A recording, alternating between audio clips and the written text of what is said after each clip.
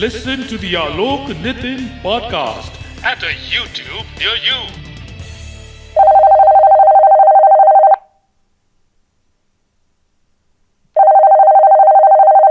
Good evening दादा, क्या हाल चाल है आपका? संडे शाम कैसा हे लग रहा है आपको आज? Hey Nitin, how are you? I am good. And आज मुझे लगता है कि हमारा पॉडकास्ट थोड़ा सीरियस होने वाला है। ऑफ कोर्स सीरियस के साथ साथ थोड़ा सा पैटर्न के अलग, जो साधारणतः जैसा हम बात करते हैं उससे थोड़ा ये डिफरेंट होने वाला है, क्योंकि उसका कारण ये है कि आज हमारे साथ जो स्पेशल गेस्ट हैं उनका इंट्रोडक्शन देते समय मुझे आपको ये बताना पड़ेगा कि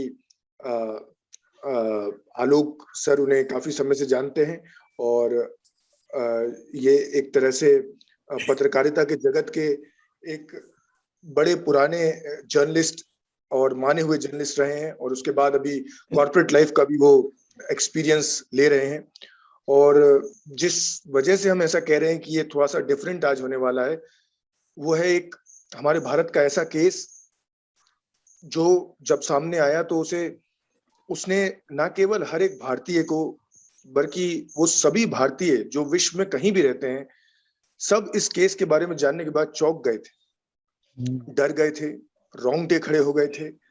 और आज भी मैंने कई सारे लोगों को ऐसा देखा, इंक्लूडिंग मी, कि हम इसकी बात करने से भी डरते हैं। एक खौफ मन में जाग जाता है कि यार ऐसा भी हो रहा है, बताओ हमारी इस दुनिया में। हम बात कर रहे हैं शीना बोरा केस की। शीना बोरा केस पर मनीष पचौली, जो कि आज हमारे गेस्ट हैं, उन्होंने इसके ऊपर किताब लिखी है जो कि अमेज़न पे अवेलेबल है, जिसको जाके आप चेकआउट कर सकते हैं।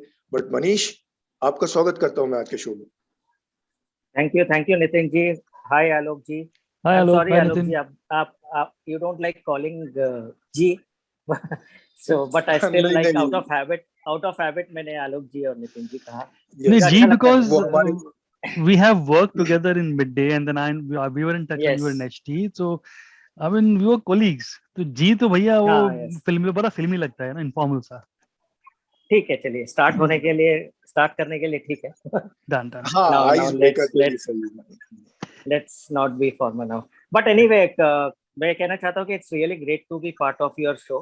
मैंने आपके शो सुने हैं and the most I like about it is the light humor जो आप जी लोग लेके आते हैं इसमें। Hmm. it doesn't harm anyone but still manages जी to tickle the funny bone। yeah so correct yeah हाँ and I must say कि during these tough times you're doing a great job by keeping the environment light and making people laugh. Besides interviewing some big names which I have also listened and this makes me really happy to be part of this, though I'm not though I'm not a match to all these people जिनको आपने interview किया है, but still you thought of me to interview, so I'm very thankful for that। अरे नहीं मनीष, मुझे लगता है life ऐसी है, हम्म। मुझे लगता है लाइफ ऐसी है जो बहुत डाइवर्स है। तो कई बार yes इंटरव्यूज हम शायद स्टार्स की सुनने चाहते हैं, सेलिब्रिटीज के सुनना चाहते हैं, स्पोर्ट्समैन के सुनना चाहते हैं, बट लाइफ सिर्फ यही नहीं है। लाइफ में बहुत सारे डाइवर्स रंग हैं, अलग अलग उसके फ्लेवर्स हैं, और उसमें अलग अलग हैपनिंग्स होती रहती हैं, जिसमें से ये जो जो घटा, जिसके बारे में मैंने जैसे कि आपको कहा कि पर इस पे आने के पहले, बुक पे आने के पहले, मनीष, ये जो अभी पिछले 2 साल रहे हैं वो भी हर एक इंडियन के लिए, इनफैक्ट वर्ल्ड में, पूरी वर्ल्ड कम्युनिटी के लिए बड़े चैलेंजिंग रहे। तो मनीष, अभी कैसे आपने ये 2 साल हैंडल किया, और आपका ओवरऑल टेक अवे क्या है ये 2 साल जो बीते हैं इसमें? see 2 साल स्टार्टिंग में तो it was a bit difficult क्योंकि अचानक से आपके मूवमेंट्स कर्टेल हो गए, आपका जाना आना बंद हो गया, कहीं पे work from home correct. Start हो गया। So initially it was because you started missing the office environment, but now over the period I think at least I can talk about myself, I have got used to it। और जो क्या होता था कि यहाँ I live in Mumbai, so and Kandivali, so my office is in Nariman Point, so I used to spend like one way का at least 2 hours of traveling। so आपका जो दिन का 4 घंटा ट्रैवलिंग बचता है, you can utilize it for some work, so which helped actually। So Mhm. but still, like, people miss that office environment. So what we do, we have calls, audio calls mostly, once in a while video calls every day, so that we can talk Mhm. to each other and see each other. So meetings दिन में 3-4 तो हम रख ही लेते हैं कई बार, और उसको मतलब ऑफिस में ओवरऑल मीटिंग्स तो अलग अलग ग्रुप बने हुए हैं, so वो मीटिंग्स Mhm. होती है, उसमें लोग एक दूसरे से बातचीत कर लेते हैं. सो Mhm. It's not totally, you know, अगर 1 घंटे की मीटिंग है तो सिर्फ काम के बारे में बात हो रही है. You can talk about Mhm. Your self, your personal life, जो Mhm. भी एनवायरनमेंट क्या हो रहा है, तो it keeps you light. So that's a good thing. Mhm. कि we are all connected, and technology ने अभी Mhm. इतना कर दिया है कि लगता नहीं है कि कोई किसी से दूर है. Even we कोई can't, किसी if we can't, yes, we can't meet our relatives, friends, we can be in touch through video call. Family में भी जो Mhm. कहीं brothers वगैरह दूर रहते हैं, तो every day we have video calls, almost every day, और हफ्ते में 3-4 बार तो कर ही लेते हैं, so that we can see each other. So इसमें रखना Right, है. right. मैं एक्चुअली यहाँ पे मैं एक बात कहना चाहूंगा, क्योंकि आप दोनों इतने क्रिएटिव हैं, आपके साथ आके ना मेरी क्रिएटिविटी भी थोड़ी सी अंदर जाग गई है. तो मैं बिल्कुल बिल्कुल चार इरशाद. चार चार लाइन कहना चाहूंगा ये कोरोना काल के बारे में. क्या बात कि है. क्या फर्स्ट बात. तो हाँ, पहले पहले सबसे पहले तो मैं कहना चाहूंगा कि let's all be strong and positive. Let this negative word be only in corona report, not in your life. वाह. क्या बात. क्या तो बात. हाँ, तो एक 4 लाइन ऐसे मैं कहना चाह रहा हूँ कि जो थम जाए वो जिंदगी ही क्या, जो थम जाए वो जिंदगी ही क्या, जो रुक जाए वो सफर ही क्या, लहरों के साथ तो तैरते हैं सभी, लहरों को काटकर जो आगे बढ़े, रखना वो जिगर हमेशा. वाह वाह वाह वाह. So क्या Very good. बात है. क्या Hmm. है. आपने so मतलब क्रिएटिविटी में तो हम लोग को फेल कर दिया सर यहाँ पे. अभी हम नहीं ऐसा कुछ नहीं सोच नहीं पाए. नहीं सर, आपके साथ रहे संगत का असर हो गया है बस, और क्या. अच्छा, नहीं Manish, नहीं tell good us, good good. tell us about the book. We're very keen to know what is the book about. See, this book is about the Sheena Bora murder case, which rocked Mumbai. It rocked the nation actually. Few years back, Yes. where a mother killed her own daughter. जो हमने बहुत, and that to such a high profile person. I would say allegedly, because it's the case is going on. Yes, So yes. a mother ji. allegedly killing her own daughter. Mm-hmm. So it rocked, and they all the accused, Indrani Mukherjee, Peter Mukherjee, they are all high profile people. They socialized too much. They ran TV channels. They worked in high profile positions. So obviously it rocked the entire country. Everyone, I think there is hardly anybody specific, especially in social circle, जो नहीं जानता था इनको. So not only common man, but also all the socialites and or the party people and everyone, even on in the high profile position पे जो काम करते हैं, everyone was shocked. Right. Even we were shocked जब ये case सामने आया है. तो and the way this murder, the way it took place with the brutality, so obviously it showed the greed actually, कि ग्रीड के लिए एक इंसान कहाँ तक जा सकता है. Yes yes. नहीं, और वो एविडेंट है. मैं इनफैक्ट अमेज़न पे देख रहा हूँ द शीना बोरा केस, आपकी बुक मनीष पचौली, और उसमें लिखा भी हुआ है the murder of 25-year-old Sheena Bora is a spine chilling reminder of our times and how greed and ambition clearly dictate our relationships.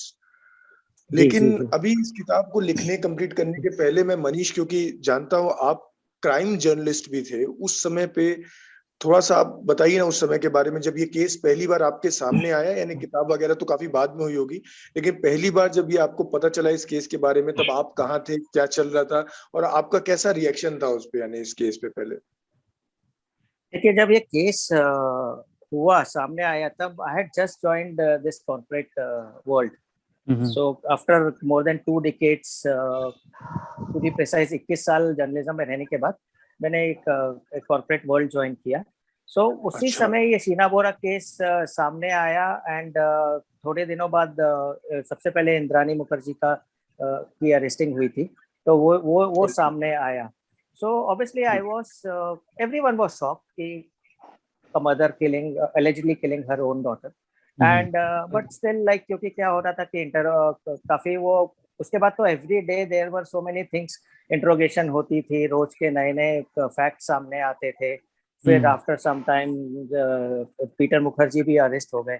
सो इस बीच क्या हुआ, क्योंकि 21 साल जर्नलिज्म में निकालने के बाद और मोस्टली क्राइम रिपोर्टिंग करने के बाद I got this offer through someone कि will you write a book on this subject. So obviously for a journalist, and उस समय तक मैंने एक भी बुक नहीं लिखी थी. For a journalist, like getting your debut book on such a topic, so it's actually कौन नहीं कहेगा उसको. And thankfully क्या था कि इतने सालों में मैंने जो अपने various agencies में friends बनाए थे, I would call them friends, तो friends बनाए थे, तो वो अभी भी आज भी intact है. Some friendship are very personal, मतलब एक डे टू रोज की तरह जैसे बात करते हैं, लाइक ब्रदरली रिलेशंस. सो वो मेरा कॉन्टेक्ट हमेशा से वो कॉन्टेक्ट तभी भी थे, अभी भी है. So it was not difficult कि कुछ इंफॉर्मेशन मिलना कि डिफिकल्ट था, ऐसा नहीं था. So I took up this project and thankfully the book was published by Roli Books. And I think we finished 6 महीने में. हमने स्टार्ट कॉन्ट्रैक्ट साइन करने के बाद 6 महीने में इंफॉर्मेशन पे काम करते हुए, बुक लिखते हुए, एडिट करते हुए, around 6 months we were out. जी. और 8 फरवरी 2018 को लॉन्च किया था आप लोगों ने, शायद पब्लिकेशन डेट 8 फरवरी 2018 का बताया. या it was in the market in 2018, but Amazon में आप देखेंगे तो वो डेट दिखाते हैं December 15, 2017, but largely in market it was available in 2018. So and अच्छी काफी बुक अच्छी चली, क्योंकि तो सब्जेक्ट ही काफी अच्छा था, काफी इंटरेस्टिंग था, आई कॉल हीनियस भी था. बट आप देखते होंगे आजकल क्राइम ही ज्यादा बिकता है, सो लोगों को काफी इंटरेस्ट भी आया उसमें. और क्या होता है कि अगर आप OTT प्लेटफॉर्म्स पे भी देखें तो क्राइम सब्जेक्ट्स पे ही आजकल ज्यादा वेब सीरीज वगैरह या फिल्म्स बनती है. इस पे भी मैं देख रहा हूँ, मैं रिव्यूज भी देख रहा हूँ मैं अमेज़न में, काफी लोगों ने बिल्कुल अच्छे से आके उसको रिव्यू भी किया है. बहुत अच्छे बड़े बड़े पैराग्राफ्स लोगों ने आपकी किताब के ऊपर लिखे हैं. और ऑफ कोर्स पढ़ने वाले इसे जरूर पढ़ रहे होंगे और ढूंढ के, अभी हमारे इस कॉन्वर्सेशन के बाद भी बहुत लोग इसको पढ़ना चाहेंगे. जी जरूर. आई थिंक इसके बाद और भी लोग खरीदेंगे.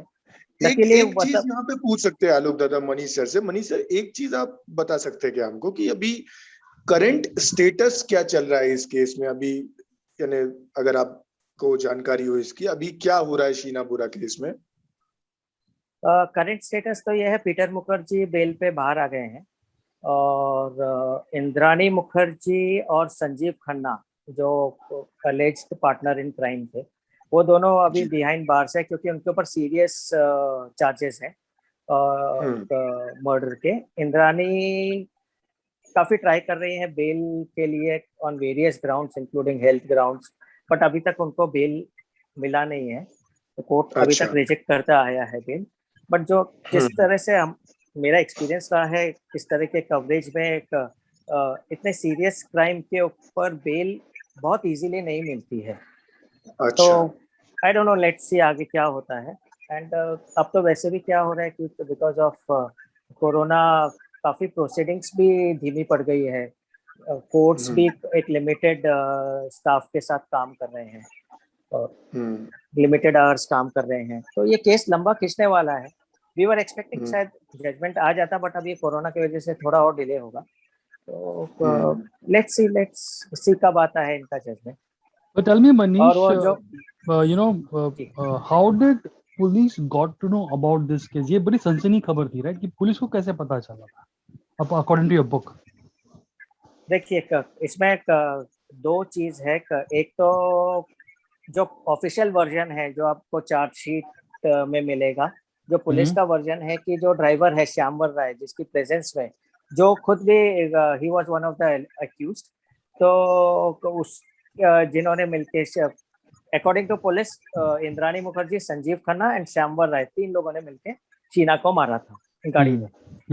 तो श्यामवर राय बाद में वो अप्रूवर बन गया। तो पुलिस का ऐसा कहना था कि श्यामवर राय के पास इंद्राणी ने एक बॉक्स दिया था कि जब ये सब शीना की बॉडी को डिस्पोज कर दिया तो उन्होंने एक बॉक्स दिया था श्यामवर राय को कि ये बॉक्स तुम अपने पास रखो और अभी मत खोलना, तुम इसको आराम से कुछ महीनों बाद खोलना। तो एक दिन श्यामवर राय वो बॉक्स खोलता है और उसमें उसको एक पिस्टल मिलती है। सो ही गॉट स्केर्ड कि ये पिस्टल रहेगी तो मैं फंस जाऊंगा। तो श्यामवर राय का ऐसा पुलिस को कहना था कि मैंने 2-3 बार पिस्टल को डिस्पोज ऑफ करने की कोशिश की, कहीं फेंकने की कोशिश की, पर मेरी हिम्मत नहीं पड़ी। सो एक तीसरे बार वो डिस्पोज ऑफ करने जा रहा था तो वहां पे कोई पुलिस वालों ने देखा, क्योंकि ये नर्वस था तो सस्पिशियस मोमेंट देखा, तो उन्होंने उसको रोका, उसको कि रुको, तो वो डर के भागने लगा। तो पुलिस का शक और बढ़ गया, तो पुलिस ने उसको पकड़ा और फिर उसकी तलाशी ली तो उसके पास ये पिस्टल मिली। तो पिस्टल मिली तो उसके इंटेरोगेशन के दौरान उसने बताया कि उसको पिस्टल इंद्राणी ने दी है और फिर वो he started spilling the beans. तो ये पुलिस का वर्जन था कि इस तरह से उनको मालूम पड़ा, because of this arms case they came to know about this thing. But एक जो मेरी बुक में भी मैंने मेंशन किया हुआ है कि उसमें ऐसा मुझे मालूम पड़ा था, जो according to my sources and this is as per the book, कि पीटर और इंद्राणी के बीच में बाद में काफी डिस्प्यूट हो गया था। इनिशियली दे वर लव बर्ड्स, उनका एज डिफरेंस भी ज्यादा था, तो जब पीटर ने फर्स्ट टाइम इंद्राणी को दिखा था immediately he got attracted towards her and soon they became close and they got married. उनका पीटर का फर्स्ट मैरिज से भी डिवोर्स चल रहा था, तो जैसे डिवोर्स हुआ उन्होंने इंद्राणी के साथ शादी कर ली। बट ओवर द पीरियड इनका झगड़े होने लगे because Indrani started controlling everything. Bank accounts भी वो कंट्रोल करने लगी, अपने नाम पे बैंक अकाउंट्स खोलने लगी। प्रॉपर्टी वो कोशिश करती थी कि अपने नाम पे या एक और उनकी दूसरी बेटी थी विधि, जो उसके नाम पे ट्रांसफर करना चाहती थी, वो जो पीटर और इंद्राणी की बेटी थी। तो वो हर तरह से कंट्रोल करना चाहती थी, इससे उनके बीच में काफी डिस्प्यूट होने लगे थे। तो ऐसा जो मेरे सोर्सेज ने बताया था कि एक दिन पुलिस को, तो भी प्रिसाइज पुलिस कमिश्नर है, उनको मीरठ से कॉल आया कि शीना, उस समय तक इन्होंने स्टोरी बनाई थी कि शीना बोरा इंडिया में नहीं है, वो यूएस में सेटल हो गई है, वहां पे पढ़ रही है, क्योंकि उनका जो फ्रेंड था, क्या उनको मंगेतर, आई थिंक एंगेजमेंट हो गई थी तो मंगेतर कह लीजिए, तो राहुल मुखर्जी, वो काफी ट्राई कर रहे थे उनको ढूंढने की, क्योंकि अचानक से शीना गायब हो गई थी। तो इनका कहना था इंद्राणी का कि वो यूएस में सेटल हो गई है, वो किसी से कांटेक्ट भी नहीं रखना चाह रही है। तो वैसे वो स्टोरी थी, पर ये जो कॉल आया उसमें कॉलर ने कहा, सिर्फ इतना ही कहा कि शीना यूएस में नहीं है, इन्वेस्टिगेट करिए। तब वो इन्वेस्टिगेशन वहां से चालू हुई और मालूम पड़ा कि शीना, जो भी ये सब स्टोरी है, फेक है। और शीना का पासपोर्ट भी इनके घर में मिला, राहुल के घर में, अंधेरी के घर में। सो जहाँ पे ये लोग रहते थे, दोनों शीना और राहुल रहते थे, तो वो पासपोर्ट वहाँ कबर्ड में मिल गया था, जो राहुल को भी, इनको भी नहीं मालूम था कि पासपोर्ट यही है। तो without passport how somebody can travel to US. तो राहुल को भी नहीं आइडिया था कि ऐसा कुछ हुआ है। तो उससे ये केस ओपन में आया कि कुछ तो गड़बड़ है, और फिर उन्होंने इन्वेस्टिगेशन चालू किया एंड देन जब उनको लगा कि शीना का मर्डर हुआ है तो उन्होंने अरेस्ट किया इंद्राणी को। एक तो वो है, और एक थियरी जो चल रही थी वो ऐसी थी कि जो पुलिस कमिश्नर थे उस समय, उनको यहीं से, उनको पीटर ने खुद ने टिप दिया था कि ये ऐसे थियरी है, मैं जस्ट अपने सोर्सेस की बात कर रहा हूँ, it should not offend anyone, कि उनको टिप दिया था कि इंद्राणी हैज किल्ड शीना। और मेरे सोर्सेस का ये भी कहना था कि पीटर वाज कॉन्फिडेंट कि इस तरह से वो करेंगे तो वो क्लीन रह पाएंगे और उनके ऊपर कोई आंच नहीं आएगी, बट जो कि हुआ नहीं, ultimately he was also arrested. So ये ऐसे थियरीज चल रही थी, इस तरह से लाइमलाइट में आया। एंड फिर पुलिस ने इन्वेस्टिगेशन करते करते, ये जो पेन डिस्ट्रिक्ट है, पेन तालुका है रायगढ़ डिस्ट्रिक्ट में, वहां पे एक गांव में शीना की बॉडी मिली, जो कि कुछ साल पहले भी मिली थी, बट वहां पे क्या होता है, वो एरिया ऐसा है कि वहां पे बहुत सारे बॉडीज मिलते थे, लोग मार के लोगों को फेंक देते थे और लावारिस समझ के वहां पे कई बार बॉडीज को जला देते थे या दफना देते थे। तो शीना की बॉडी भी इस तरह से मिली थी कुछ साल पहले, लेकिन उस समय उनको कोई क्लू मिला नहीं वहां पे अथॉरिटीज को, तो उन्होंने कुछ दिन रख के बाद में वो बॉडी को दफना दिया। लेकिन जब ये केस सामने आया तब वापस से पुलिस ने ढूंढा, और जिस व्यक्ति ने पहले ये बॉडी देखा था, क्योंकि बॉडी पड़ी हुई थी एक जंगल में, तो जिसने पहले देखा था उसको साथ में लेकर गए। वो आदमी ने बताया कि यहाँ मुझे बॉडी मिली थी, और वहाँ पुलिस ने भी बताया लोग कि यहाँ कहीं गाड़ी थी, तो वहाँ पे उन्होंने वो खोदा वापस से और बॉडी निकाली। तो उससे कंफर्म हो गया कि शीना, फॉरेंसिक टेस्ट के बाद, कि शीना वाज किल्ड। मतलब ये this story moved from where to where, I mean कहाँ Yes. शुरू हुई थी, कहाँ जाके खत्म हुई. I mean, it's जी. outstanding. I remember 2017 when this case was opened, you know, खार पुलिस स्टेशन में सब भाग रहे थे, कमिश्नर Yes. वहां पे आ रहे थे, and the entire media was out there, and media बोल रही थी यार हम थक गए खड़े खड़े यहाँ पे, you know, Yes. क्या होगा. The entire day we all were there outside खार police station. Car But police station. tell me, I mean, you have seen crime all your life, you know, and you understand crime कैसे होता है वगैरह वगैरह. What do you make out of this case? सी, इस तरह से और भी कई केसेस, मतलब हाई प्रोफाइल केसेस हुए हैं, जैसे आरुषि, दिल्ली का आरुषि केस था, जो अभी भी still it's not solved after you know so many years. Initially agencies ने क्लेम किया था कि इन्होंने सॉल्व कर लिया है, पेरेंट्स को अरेस्ट किया, बट बाद में दे वर एक्विटेड आई थिंक. तो वो case still remains unsolved kind of. इसका जो है Sheena Bora, I would this is one of case, मतलब हाई प्रोफाइल. उसमें बहुत सारे केसेस होते हैं, आपस में कई चीजें होती है, बट इस तरह से mother killing a child in such high profile family, this is not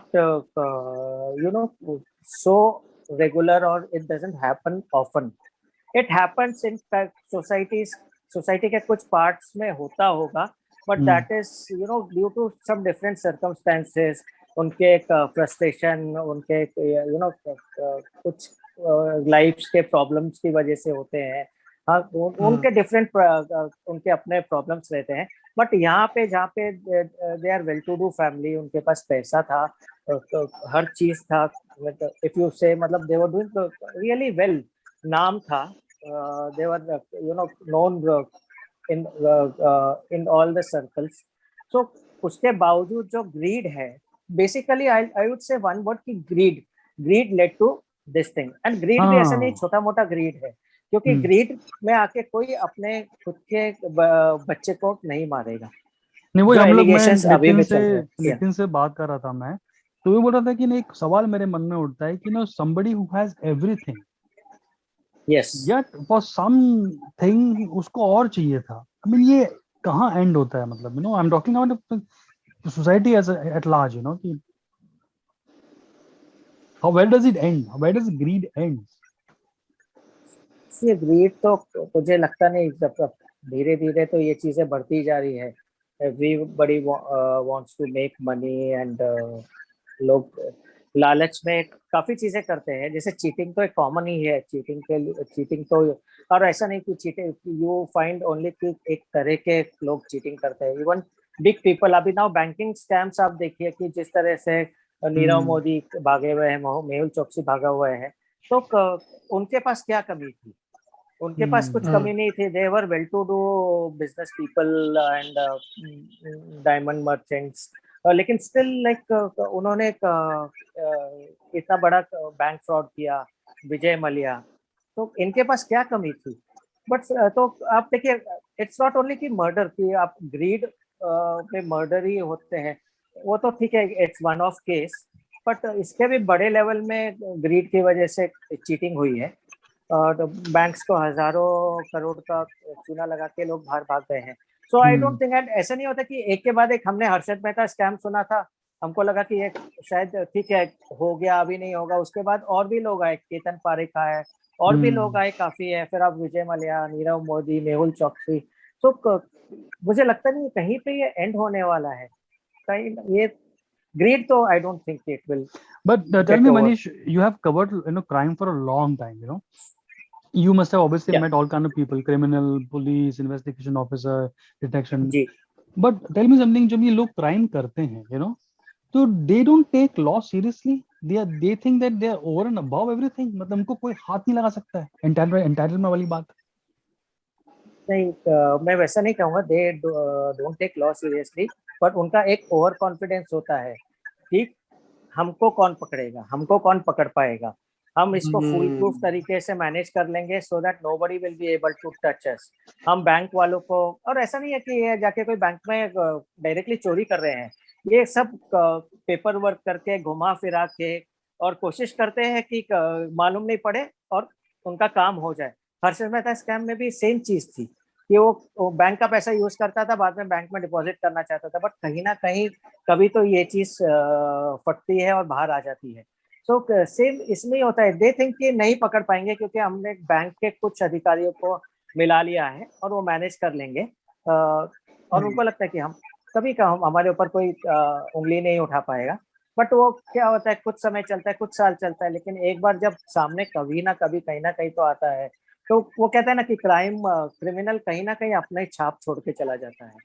सो आप इमीडिएटली वो केस आप सामने नहीं आए या सॉल्व नहीं हो, बट ओवर द इयर्स कभी ना कभी तो सामने आता ही है। बट ये कभी जाता नहीं है, ये ओवर कॉन्फिडेंस जो है ये कभी जाता नहीं है। इतने केसेस देखने के बाद भी लोग इस तरह की हरकतें करते ही रहते हैं, एंड आई एम श्योर अभी भी कहीं ना कहीं कुछ चल रहा होगा जो कुछ साल में हम लोग के सामने आएगा। Oh yes, yes, yes. It was completely unprecedented. This जो हुआ था ये 17 में, and इतने high profile, because honestly I know people personally who know these people because I was in the Radio City. I have seen Peter Mukherjee as a big boss. मेरे boss के boss का boss था वो. Yes, yes. So we have seen these people walking around us in Yeah. the party में, social circuit में. We have met these people. In fact, I've met both of these individuals, independently, and डर लगता है साला यार, मतलब you never know कि कौन के मन में क्या चल रहा है यार. It's very very scary, as Manzin pointed out. और I know some ये people दादा who जी have मेरे जी जी नहीं बोलिए प्लीज, बोलिए Manish ji. I know some people who had worked with them, जिन्होंने काम किया है इनके साथ, एंड वो भी कभी समझ नहीं पाते थे कि इस तरह के केस में ये लोग इन्वॉल्व हो सकते हैं। उनको लगता था कि दे में भी एरोगेंट, मतलब कुछ लोगों को लगता था कि, एंड वो बहुत सीनियर जर्नलिस्ट थे, पर वो एडिट मीट में ट्राई करते थे उनको ओवर पावर करने के लिए, एंड जो बोलते हैं ना कि अपना साइड रखने के लिए कि आपको ये चीजें ऐसे ही करनी है। इनका कहना था हम सीनियर जर्नलिस्ट हैं, हमने इतने साल फील्ड में निकाला है, प्रोफेशन में निकाला है, तो give us free hand.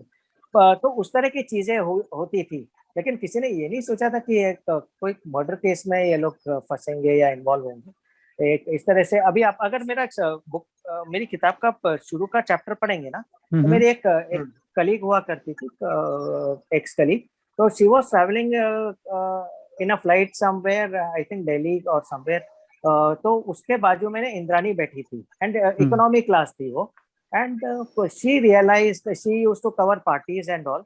She thought कि I have seen this woman somewhere. इसको मैंने कहाँ देखा है, तो उसको याद नहीं आ रहा था। धीरे धीरे करते और उतने में क्या हुआ कि वो तीन सीट होती है इकोनॉमी क्लास में, तो थर्ड में एक आदमी बैठा था, तो वो आदमी उसको थोड़ा कुछ चक्कर आ रहा था, प्रॉब्लम हो रहा था, ही वाज फीलिंग फीवरिश, तो वो दिख रहा था कि समझ आ रहा था कि ही इज अनईजी। तो इंद्रानी आस्क्ड दैट गाय, तो उसने बताया नहीं मुझे प्रॉब्लम है, तो शी गॉट अप एंड ऊपर कैबिनेट में से अपना पर्स निकाला, पर्स में से एक पिल निकाला और दवाई थी, तो उसको दिया। तो जो मेरी एक्स कलीग थी वो सोच रही थी she is a good lady, कौन है ये, मैंने कहीं देखा। फिर अचानक उसको याद आया इंद्रानी हो सकती है, तो एंड सेम एक सादा सा सलवार सूट पहना था, तो एंड तब तक वो शीना बोरा मर्डर अलेजिडली कर चुकी थी। तो उसने पूछा कि आर यू इंद्रानी, तो शी सेड यस। बोले that's what I was trying to recall, मैंने आपको कहाँ देखा है। फिर वो दोनों में काफी बातचीत होने लगी, एंड वो शी थॉट कि इतना पोलाइट, इतने अच्छे से बात कर रही है ये। बाद में I think they were returning to Mumbai from somewhere. So जब उतरे एयरपोर्ट पे आए, तो फिर बाद में जब जाने लगे तब उन्होंने बोला कि ठीक है लेट्स बी इन टच। तो इंद्रानी बोले यार I will be in touch, and करके निकल गए वो लोग। एंड ये बात है, इसके कुछ दिन के बाद अचानक खबर आती है कि Indrani is arrested for Sheena Bora's murder. So she was shocked. बोले इसको देख के मुझे कभी लगा ही नहीं एक सेकंड, एक इंसान मर्डर करके आता है तो कहीं ना कुछ तो उसके अंदर एक डर रहना चाहिए या कहीं कुछ होना चाहिए. कहीं नहीं लगा कि एक सेकंड के लिए भी कि इस औरत ने किसी का मर्डर किया हो सकता है. इतने कॉन्फिडेंटली, इतनी कूलली, इतने आराम से वो बैठी हुई थी. भले ही कुछ साल हो गए थे but still like she was एकदम कूल. कहीं रियलाइज ही नहीं हुआ कि कुछ हिचक है कहीं पे या बातचीत में. That's really strange, man. एक नहीं, बहुत स्ट्रेंज है. इनफैक्ट मनीष, मैं आपको बताना चाहता हूँ, एक आपके बुक के नीचे किसी ने क्रिटिकल रिव्यू कैटेगरी में एक रिव्यू लिखा है, उसके बारे में 2-3 लाइनें मैं आपको बताता हूँ. उन्होंने उसको हेडलाइन दिया है कि it's a cold, hard and cruel world out there. जी जी. और फिर उन्होंने असेसमेंट दिया आपकी बुक का. अच्छा लिखा है, काफी सारी बातें. एक पॉलिटिशियन का नाम भी ये ले रहे हैं उसमें, तो अपन अगर आप चाहें तो अपन उस पर नहीं जाते कि कोई पॉलिटिकल फैमिली भी कहीं से इसमें डायरेक्टली इनडायरेक्टली इन्वॉल्व है. नहीं लेकिन मेरा जाने क्वेश्चन, दीजिए. हाँ, मेरा क्वेश्चन मनीष आपसे ये है कि जैसे ऐसा कोई जब मामला हमारे सामने आता है तो हमको इमीडिएट पिक्चर ये लगती है कि पूरी दुनिया ऐसी है. जैसे इन्होंने जी. भी लिखा कि it's a cold, hard and cruel world out there. लेकिन अगर थोड़ा सा सोच के देखें तो वैसे ये एक आइसोलेटेड केस ही नजर आता है. ऐसा नहीं कि हर बड़ी फैमिली में इतना ज्यादा ग्रीड है, इतना एम्बिशन है कि हर कोई बिल्कुल ये जो रेयरेस्ट ऑफ द रेयर, जो यानी मतलब मर्डर करने पे ही उतर आए. तो जी. आप जब ये पूरा, जब इतना सारा information, I am sure mentally आपके लिए भी टफ रहा होगा, तो आप कैसे make sense out of this कि नहीं भाई ये एक केस था, ऐसे अपन को डरने की जरूरत नहीं है, ऐसा नहीं. यानी आप कैसे अपने आप को प्रिपेयर किया और आपने किस तरीके से आप अपने आप को वो काउंसिल करते हो कि नहीं भाई ठीक है, इतना बुरा नहीं है बाहर अभी दुनिया.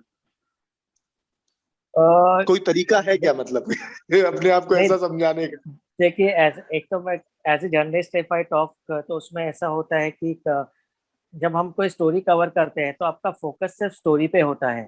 वो कितना ही हीनियस होता है समटाइम्स, वो बाद में सोच के भी लगता है कि अरे यार हमको कोई फीलिंग्स ही नहीं आ रही है. बिकॉज मैंने अपने करियर में अगर आलोक जी ने भी कभी कहीं कुछ केसेस कवर किए होंगे, मैंने अपने करियर में बहुत सारे सीरियस और हीनियस क्राइम देखे हैं. मतलब इस तरह की बॉडीज भी देखी है जो कोई अगर कोई जो डील नहीं करता है इस चीज से या ऐसे प्रोफेशन में नहीं है तो वो देख भी नहीं पाए. बट क्या होता है, as journalist over the years आप यूज टू हो जाते हैं उस चीज को. आप उसको फिर फोकस करते हैं सिर्फ स्टोरी पॉइंट ऑफ व्यू से, जैसे पुलिस करती है. अब पुलिस को तो रोज के केसेस होते हैं, वो तो कैसे कैसे चीजें देखते हैं, पर वो उनका फोकस रहता है इन्वेस्टिगेशन. सो एज जर्नलिस्ट हमारा फोकस रहता है कि स्टोरी, इसमें इंफॉर्मेशन निकालना है. और जब तक आप फील्ड पे नहीं होते, चीजें देखते नहीं, आपको मालूम नहीं पड़ता है कि असलियत में क्या हो सकता है, असली स्टोरी क्या हो सकती है.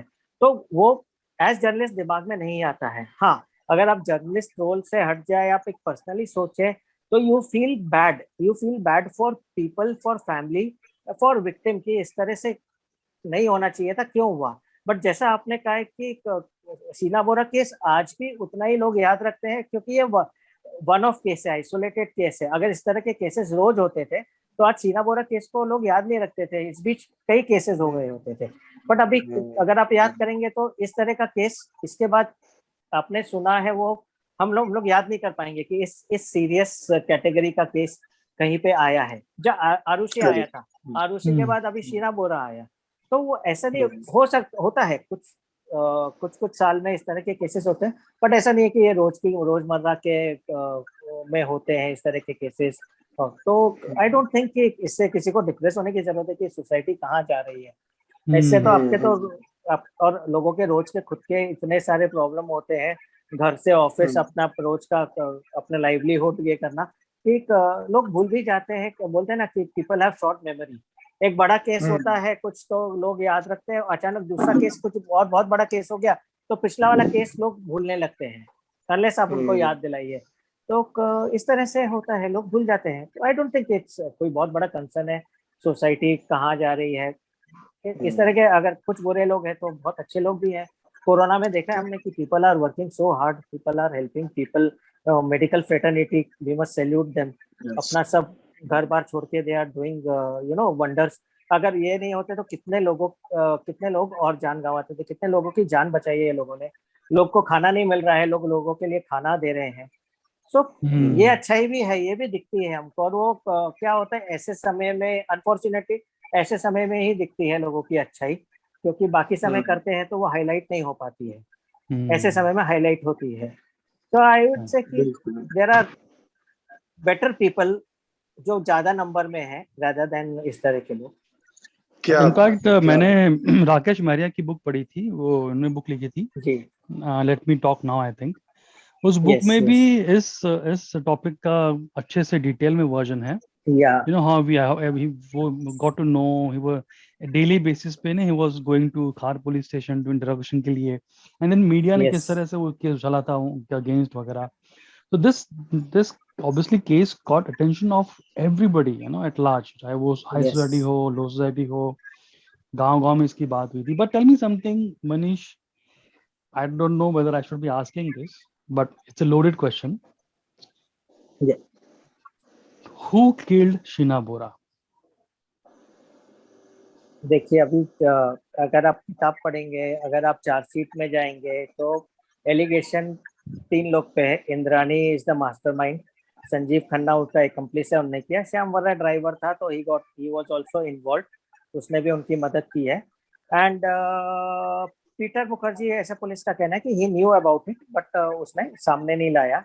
ही न्यू फ्रॉम द जब प्लानिंग हो रही थी कि जहाँ पे कहाँ पे बॉडी डिस्पोज करनी है, तो उस समय से भी पीटर मुखर्जी को अलेजेडली मालूम था, ऐसा पुलिस का कहना है। तो ये Okay. तो पुलिस केस है। अब ये होता है कि अब जब तक कन्विक्शन नहीं आता है, till a person is convicted, आप उनको ये नहीं बोल सकते कि ये इसने ही किया है। That is Right, why right. This word alleged और अलेजिडली इज पॉइंट हमारे, Hmm. अगर आप मीडिया में देखेंगे तो बहुत रिपोर्ट में बहुत कॉमनली यूज होता है Right. Alleged and allegedly, because जब तक कोर्ट कन्विक्ट नहीं करता है आप, और Hmm. किसी को इवन कॉप्स वोंट से कि नहीं इसने ही किया है, उनका Hmm. इन्वेस्टिगेशन कह रहा है कि ये लोग मर्डरर्स हैं, ये लोग Hmm. एक्यूज हैं। बट जब तक till they are proven guilty, nobody will be able to say कि नहीं। बट अभी जो सर्कमस्टेंसेस है, जो चार्जशीट है, जो पुलिस केस है, इन्वेस्टिगेशन है, वो तो मेन तो 2 एक्यूज इसमें आ रहे हैं, इंद्रानी मुखर्जी और संजीव खन्ना, विद श्यामवर राय जो being a driver, he was driving the car, उसने भी कुछ हेल्प किया, यू नो, जब मर्डर कर रहे थे और जब बॉडी डिस्पोज ऑफ कर रहे थे। And Peter Mukherjee, because he knew about it, he did not tell the police. जब भी उसको पता चला कि ये ऐसा होने वाला है या हो चुका है, उसने पुलिस को नहीं बताया। तो ये अभी तो इस तरह की यही स्टोरी है, और कोई इसमें ये 4 लोग के अलावा पांचवा कोई सामने तो आया नहीं है। But Manish, do you miss the chase? I mean, you have changed your profession to corporate life now, but do you miss this chase? आपने 20 साल किया था. I miss writing, and that because वो क्या होता है कि थोड़ा कम भी हो जाता है। जैसे in Hindustan Times I was heading the crime and legal team, तो मेरा काफी टाइम तो ऑफिस में जाता था टीम हैंडल करने में, स्टोरीज करवाने, प्लान करने में। तो वो उसमें काफी समय जाता था, तो वहां पे भी लिखना। लेकिन once in I used to write like हफ्ते में 1-2 आर्टिकल्स तो कोशिश करता था मैं लिखता रहा हूँ काफी, क्योंकि वो आपके अंदर का जो एक राइटर, एक जर्नलिस्ट है, वो कभी मरता नहीं है। वो आपको हमेशा लगता है, क्यूरियोसिटी जागती है कि आप किसी केस पे इन्वेस्टिगेट करें, कुछ फाइंड आउट करें। ठीक है, डे टू डे अगर वो बंद हो जाता है तो आप बड़े बड़े केसेस लेते हैं। जैसे मैं अपना एक छोटा सा ये बताता हूँ, एक स्टोरी, क्योंकि I think in 2013 I wrote a story on manmade diamond, कि हाउ मार्केट में मैनमेड डायमंड्स आ रहे हैं जो कि नेचुरल डायमंड्स के नाम पे बेचे जा रहे हैं, एंड दोनों का प्राइस डिफरेंस बहुत है। Natural diamonds take over the years diamond बनने के लिए, वो जमीन के काफी नीचे होते हैं, एंड उनका एक प्रोसेस होता है। मैनमेड डायमंड क्या होता है, आप लैब में बनाते हैं, और वो जो उसको नेचुरल डायमंड और मैनमेड डायमंड में एक बोलते हैं ना, तासीर हो या कुछ, उसके काफी डिफरेंस होता है उसका। एंड जो वाकई में डायमंड लवर है, they would like to wear natural diamonds. तो लेकिन उनको क्या होता था कि वो मैनमेड डायमंड का सर्टिफिकेट देके बेचा जाता था। So I broke that story in 2013. And जब ये अभी 2-3 साल पहले नीरव मोदी का केस सामने आया, उसमें भी वही चीज आई कि Nirav Modi used to do this thing. Oh, right. Yeah, so he was also selling lab made or man made diamonds as natural diamonds. So जो एक तरह से तो होता है कि आप एक तरह से चीटिंग कर रहे हैं, क्योंकि प्राइस डिफरेंस बहुत है तो दोनों में, लेकिन आप उसको नेचुरल डायमंड के प्राइस पे, हाई प्राइस पे बेच रहे हैं. तो क्या होता था कि आई स्टार्टेड डूइंग थोड़ा बड़ा स्टोरी जो लोग और किसी के पास नहीं हो, जो we call exclusive, not only exclusive but something which I think others will take time to understand. तो मैंने कोशिश किया फोकस करना उन चीजों पे कि इस तरह की स्टोरीज की जाए, and that really help because somewhere you have to also grow. आप रोज डे टू डे स्टोरीज करके नहीं कर सकते हैं. तो ये तो मेरा जर्नलिज्म फील्ड से स्टार्ट हो गया था, जब मैं टीम हैंडल करने लगा था. थोड़ा कम हो गया, लेकिन बड़े स्टोरीज पे कॉन्सेंट्रेट करता था. और कॉर्पोरेट वर्ल्ड में आया तो आई वुड से कि एक एपेटाइट होता है आपका, जो आपको बोलता है कि आपको लिखना है. तो this book came, and luckily ये बुक लिखने का मौका मिला, and I think one of the big subjects उस पर लिखने का मौका मिला. तो ये एक, and it takes time to write a book, and it's not like 300 400 500 word story.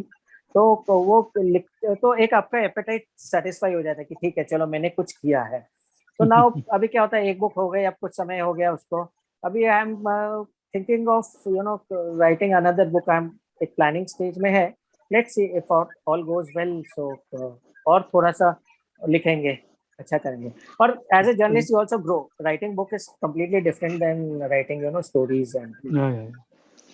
नहीं, मैं ये पूछने ही वाला था आपसे कि कुछ और आपको कोई और सब्जेक्ट अभी स्पीच इंटरेस्टिंग लगा जिस पे आप लगे. लेकिन ये पूछने के पहले मनीष, मैं बस आपसे एक चीज पूछना चाहता हूँ. जैसे आपके जुबानी सुन रहे हैं और जैसा इस किताब में लिखा है, तो with the greatest of respect to our agencies और हमारे जो पुलिस सिस्टम है, ऐसा लगता है जैसे कि इस केस में पुलिस बड़ी प्रोएक्टिव थी. मतलब हर चीज उन्होंने ऐसा देख के लगता है, इन्वेस्टिगेशन यानी जो पूरा सब चीज पता करना, जाके तफ्तीश करना, हर चीज को बड़ा प्रोएक्टिवली जैसे हैंडल किया हो. उसके उलट जो 1 साल पहले जो सनसनी में आया सुशांत सिंह राजपूत का केस, उसमें देखते हैं कि जैसे कि पुलिस इतना ज्यादा सामने आके नहीं बता रही थी और शायद अभी भी नहीं बताना चाहते उसके बारे में. तो आपने इसको कैसे रीड किया है मनीष जी? ये जो पूरा सुशांत वाला केस हुआ था, इसमें पुलिस का रोल, और अभी भी यानी मतलब अभी भी मैं आपको बताना चाहता हूँ बहुत सारे मूवमेंट्स चल रहे हैं यूट्यूब पे, और लोग एसएसआर के लिए जस्टिस की गुहार अभी भी कर रहे हैं, और वो केस ऑलरेडी सीबीआई के साथ है. तो ये दोनों केसेस में आप किस तरीके से यानी मतलब एक वो देखते हैं पुलिस के रोल को, यानी मतलब एनालिसिस अगर आप करें? सिर्फ इन्वेस्टिगेशन पॉइंट ऑफ व्यू से सबसे बड़ा जो डिफरेंस आता है वो आता है कि जो अब तक सामने आया है कि Sushant Singh case was a suicide. तो अगर आप देखेंगे कि होते हैं हाई प्रोफाइल सुसाइड केसेस होते हैं, तो लेकिन क्या होता है कि एक तरफ एक सुसाइड केस है, एक तरफ एक हीनियस क्राइम है, वो भी हाई प्रोफाइल है. सो ऑब्वियसली वो डिफरेंस तो होता ही है. पुलिस के इन्वेस्टिगेशन में भी डिफरेंस होता है. और अगर सुशांत सिंह केस में मैं कहूँ तो it got mired in political controversy also, so उसके वजह से भी ये केस काफी, मतलब पुलिस कुछ इन्वेस्टिगेशन कर रही थी तो कुछ लोग उनको गलत कह रहे थे. कुछ लोग चाहते थे कि सेंट्रल एजेंसी इन्वेस्टिगेट करे. सेंट्रल एजेंसी ने टेक ओवर किया तो अब लोग उनके ऊपर उंगली उठा रहे हैं. तो ये तब होता है जब एक पॉलिटिकल कंट्रोवर्सी हो जाती है, उसके ऊपर वेरियस पॉलिटिकल ग्रुप्स भी कहीं ना कहीं इनडायरेक्टली इन्वॉल्व हो जाते हैं. मतलब सामने से कोई बोले नहीं पर इनडायरेक्टली इन्वॉल्व हो जाते हैं. तो वहां पे इस तरह से कंट्रोवर्सी खड़ी हो जाती है. तो Sushant Singh obviously he was an actor in Bollywood and a known person, तो obviously it was a big case. तो लेकिन अभी तक कहीं तो सुसाइड के अलावा कोई थियरी अभी तक तो सामने आई नहीं है. और शीना बोरा में तो ये था कि high profile, the accused were high profile, they were also nationally known. फिर वहाँ पे a mother killing a daughter, and कई बार जैसे जब राकेश मारिया को ट्रांसफर भी किया गया था from police commissioner post, on allegations that he did not arrest Peter Mukherjee. हाँ, तो और कि उनका इंटरेस्ट क्या था कि वो कमिश्नर ऑफिस से खार पुलिस स्टेशन में जाते थे इंटरोगेट करने। ऐसे तो बहुत सारे मर्डर केसेस होते हैं, तो हर केस में तो वो नहीं जाते हैं, कोई कमिश्नर हर केस में तो नहीं जाता है।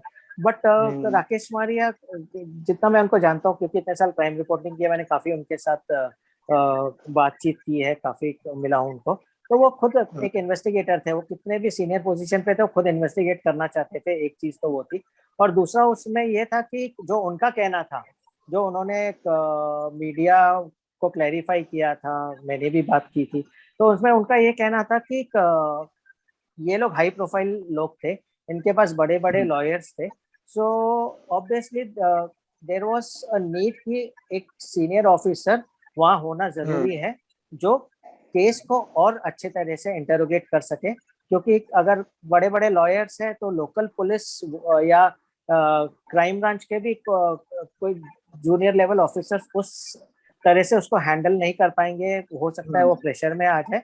इसके लिए I thought I should be there, ऐसा उनका मानना था, and I should question the accused. ये कह के उन्होंने एक क्लैरिफिकेशन दिया था कि बहुत जरूरी था वहां पे रहना, इसलिए he used to go there regularly जब तक ये केस का इंटरोगेशन वगैरह चल रहा था और चार्जशीट वगैरह का काम भी चल रहा था। तो इस तरह से उनका एक अपना साइड था। दूसरा साइड ये था कि एक कमिश्नर को इतना इन्वॉल्वमेंट दिखाने की क्या जरूरत है कि वो रोज इतने दूर ट्रैवल करे बाकी सब काम छोड़कर। But Manish I tell you, Rakesh Maria साहब को तो मतलब you all have covered him a lot. उनका एक यूएसपी ये है मनीष की, कहीं भी क्राइम होता है ना वो पहुंच जाते हैं। आई रिमेम्बर मलाड में एक केस हुआ था जहाँ पे वो एवरशाइन नगर में एक लड़की ने किसी पे चाकू से वार किया था। He came for that also, he came to Malad for that and he was a commissioner. That's what I said ना कि यस, इतने सीनियर पोजीशन पे भी आके he was an investigator, I would say. इतने सीनियर पोजीशन पे आके भी वो खुद इन्वेस्टिगेशन करते थे। उनको वो ऐसा नहीं कि उन्होंने कोई अपने इंस्पेक्टर या सीनियर इंस्पेक्टर पे छोड़ दिया, वो खुद इंटरोगेट करते थे कि उसको देर रात तक ऑफिस में बैठते थे। हम लोग जानते हैं, हम लोग वेट करते थे कि वो इंटरोगेशन से बाहर आए तो हमको भी कुछ इंफॉर्मेशन मिले, पर अगर आप उनके लिए बैठे तो आपकी भी रात आपको खराब करनी होती थी क्योंकि वो देर रात तक इंटरोगेट करते ही थे। Yeah, he was very hands on. But tell me Manish, I don't know whether we should be saying, because it's very interesting what you're saying, हमें बड़ा मजा आ रहा है। But जाते जाते, if you want to share with us one case that you did in your crime career as a reporter, जो तुम्हें you thought was very fascinating apart from Sheena Bora, लगे यार ये बड़ा मतलब I wouldn't say मजा आया, but it was very nice to do this story.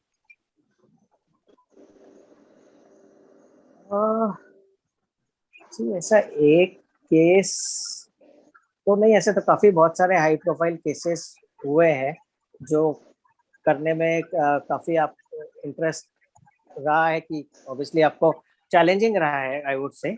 But क्या होता है कि yes, not interesting, challenging, but I would say कि not going into one case, क्या हुआ कि कुछ साल पुलिस रिपोर्टिंग तो कुछ साल किया मैंने, काफी की। उसके बाद I started doing central agencies also, जिसमें income tax, CBI, enforcement directorate, DRI, customs वगैरह आ जाते हैं, तो नारकोटिक्स कंट्रोल ब्यूरो भी आता है।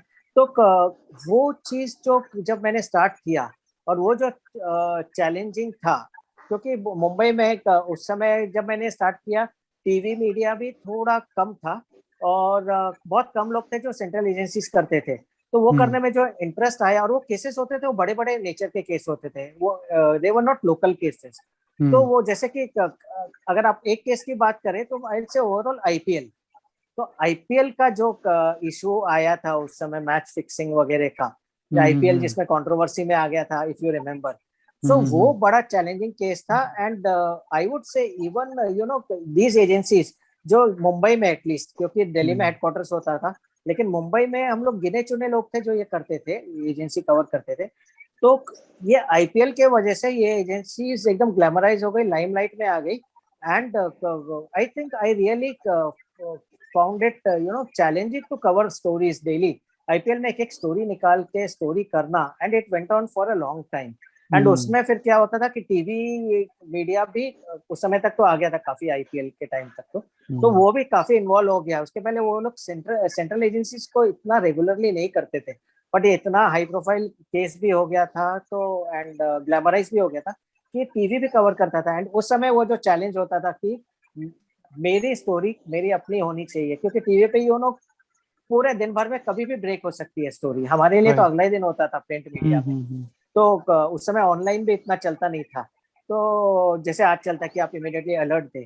तो that was challenging and I think I found it challenging and interesting to cover IPL, because वो बहुत बड़ा एक केस था, हाई प्रोफाइल केस था जिसमें काफी कुछ बड़े बड़े नाम भी सामने आए थे। तो आई would say that was one another case जो I really like to cover. Manish, sorry, Nitin, you want to say something else? Add something else? नहीं, मैं तो I am very thankful Manish, आप आए यहाँ पे, इतना सारा आपने हमको जानकारी दी, क्योंकि इस क्षेत्र में बहुत ज्यादा अनुभव नहीं है, पर आपने बहुत सारी बातें बताई। और आपकी बुक को अमेज़न पे जाके आप अगर सुन रहे हैं तो चेकआउट कर सकते हैं, शीना बोरा केस। और आप मनीष, आप कुछ और कहना चाहते हैं हमारे लिसनर्स को अपने बुक के बारे में? नहीं, बस यही है कि I hope if things go well तो बहुत जल्दी ही आपको एक डॉक्यू सीरीज भी देखने के लिए मिल सकती है इस किताब पर। जो शायद अब तक आ भी गई होती थी, लेकिन अब ये पेंडेमिक की वजह से कुछ लोगों को बाहर से ट्रैवल करना है यहाँ पे, जो ट्रैवल कर नहीं पा रहे हैं। So hope things are under control soon and they are able to travel. तो बहुत जल्दी आपको एक इस पे वेब सीरीज भी, डॉक्यू सीरीज देखने को मिलेगी and I think it will be a great thing.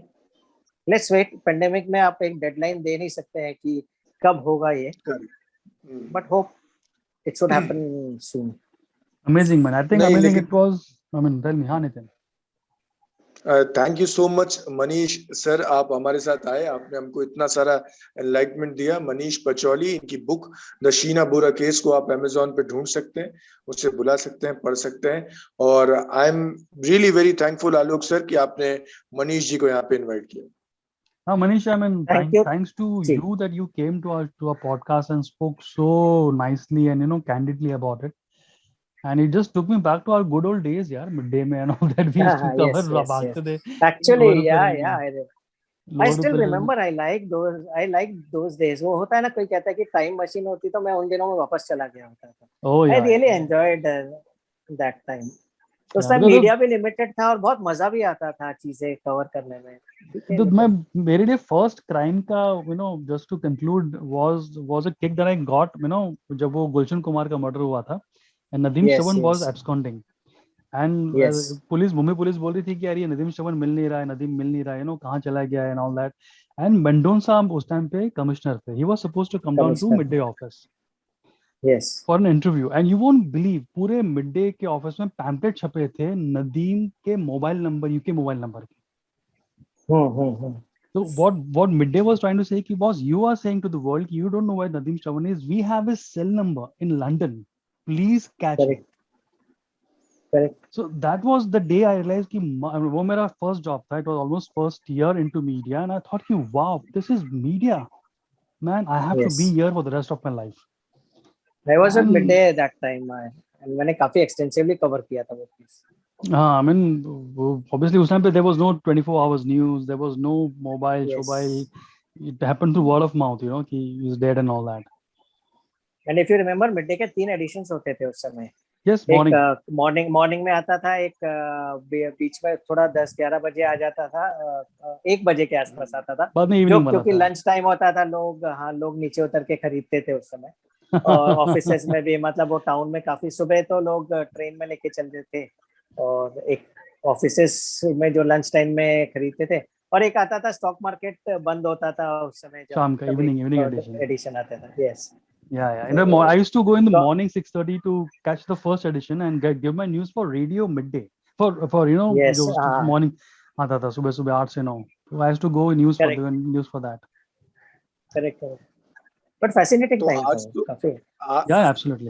नहीं, वो fascinating time we will bring it back. Manish दादा, मैं आपको एक कहना चाहता हूँ कि आज आलोक सर ने पहले ही शुरू में कह दिया था कि हमारा तो आप फॉर्मेट से अलग शो होने वाला है, but we will make sure कि हमारे आने वाले एपिसोड्स में you will be the run in. आप आओगे हमारे साथ, अच्छी अच्छी बातें करोगे, मजे करोगे, हम नए जो भी इश्यूज हो रहे हैं उनको डिस्कस करेंगे, और वो पुराने जमाने वाला फन फिर से आलोक नितिन पॉडकास्ट पे आपको मिलेगा.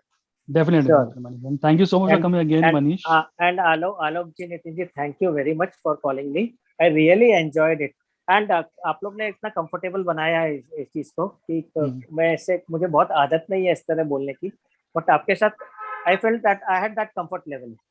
सो बहुत इजीली, मुझे लगा ही नहीं कि कुछ कहीं पे जरा भी स्ट्रेस आया हो मुझे कि मैं कैसे करूंगा या क्या कैसे बोलूंगा. I can write well. आप मुझे नींद में से उठा के लिखने के लिए कह दीजिए, मैं लिख दूंगा, लेकिन इस तरह से बातचीत करना थोड़ा सा. But thanks to you both कि आप दोनों ने इतना इसको कंफर्टेबल बनाया. And I really enjoyed it. And I really enjoy your shows actually. ये थोड़ा सीरियस हो गया, बट अदरवाइज आपका जो उसमें एक फन होता है ना, तो आई रियली एंजॉय इट. नहीं, वो आपने ये जो कॉम्प्लीमेंट किया है हमारे लिए बहुत स्पेशल है, और ये हमको हमेशा याद रहेगा. और this is your show Manish ji. आप कभी भी जब भी आना चाहें, खूब सारी हमसे बातें करना चाहिए, क्योंकि मैं आपको बताना चाहूंगा, हमने शुरू किया था अब से 1 घंटे 15 मिनट पहले, और लगभग 1.25 घंटे हो गए हमको बात करते हुए. यस यस, हाँ, काफी समय हो गया. यस. तो हम लोग तो सर ऐसे ही हैं, अच्छी बातें करते हैं बैठ के, दोस्तों की तरह, मित्रों की तरह.